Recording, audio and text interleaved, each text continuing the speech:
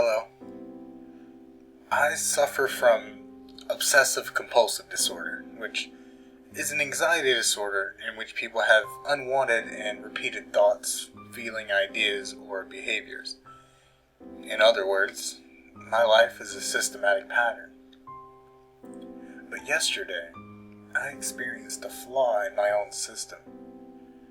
I awoke that morning in my lakeside home promptly at 6:45, as I do every morning. Before leaving my bedroom, I made sure to touch the doorknob 3 times. I have to. I need to. On my way downstairs, I made sure not to go on the second to last step. I never touch that step. I just can't. I made my usual breakfast of toast, scrambled eggs, and black coffee. I never eat anything else in the morning, just always those 3. Turning my iPad on, I made sure to check the local news headlines like usual. But today, something was missing. I couldn't place my finger on it. Did I forget something? The strange feeling lingered with me all the way to my car. On my way out the front door, I made certain to lock my door, then unlock it and lock it again. Driving to work, I couldn't help but feel like a part of me was missing. What did I miss? How could I possibly have missed it? I hoped that feeling would surpass while at work that day. It didn't. It stayed for me the whole 12 hours. I left the office around 6:45 to head back home. About 25 minutes into my commute, I stopped at the red traffic light at the intersection of Marbury and Westway. But as the light turned from red to green, I couldn't help but feel that strange sensation again. The only other person near me was the man driving behind me. He blared his horn for me to get going, but instead of accelerating, I just unrolled my window and motioned for him to go around me. He did. I dreadfully sat there in my car, still stopped at the intersection. Something is seriously wrong. What am I missing here? I made sure to touch everything in my car, hoping that would spark my memory. I touched the dashboard, the leather seats, the emergency brake, and even the roof. It did nothing for me. My hands began to tremble as I slowly drove away. This isn't right. I don't like this. Arriving home, I pulled my '74 Mustang into the garage. I washed the car every weekday, never on weekends. I only washed the front of the car and the back, never the sides. No matter how dirty they get, I never wash the sides. I simply just can't.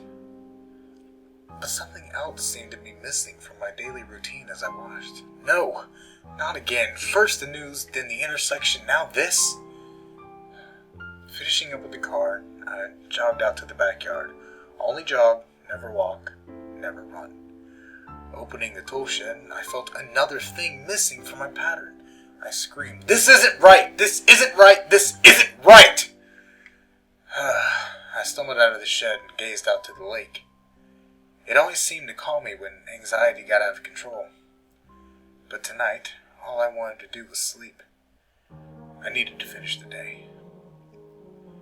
The next morning, I woke at 6:45 a.m., touched the doorknob 3 times, made sure not to step on the second to last step on my way to the kitchen. I prepared my toast, scrambled eggs, and black coffee. I turned on the iPad, browsed the local news. It's still missing. I became aggravated. What is it I could possibly be missing? I began to feel nauseous. Hurrying out the door in a vicious rage, I quickly locked the door, unlocked it, and locked it again. I drove off to work. I tend to get a lot of work done when I'm upset, strangely, so at least I felt some accomplishment when I left the office at 6:45 p.m. I drove fast on my way home, very fast. What am I missing? I approached the red light at Marbury and Westway. Come on, think! The man was walking in the middle of the intersection on his way to the other side. Why can't I remember? The man's head spun as he noticed my Mustang coming straight for him at 85 miles per hour. I noticed him too. A wave of horror crossed over my face as I watched him dive to one side. I swerved in the same direction.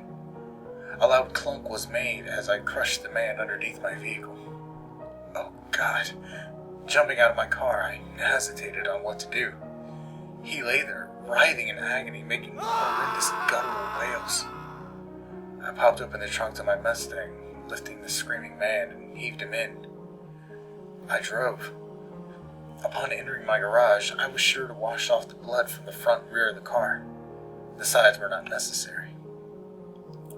After dragging the broken body out to the backyard, I jogged to the shed. Inside were black garbage bags, cinder blocks, and hacksaw. After dismembering the man, I was able to fit both the remains and a cinder block into the bag. Dropping him into the lake was all that was left to do. The following morning, I made sure to wake up at 6:45 a.m. and touch the doorknob 3 times before skipping the second to last step on my way to the kitchen. While eating my toast, scrambled eggs, and black coffee, I browsed the local news on my iPad. The top headline: Hit and run serial killer strikes again. I smiled. Everything was back to normal.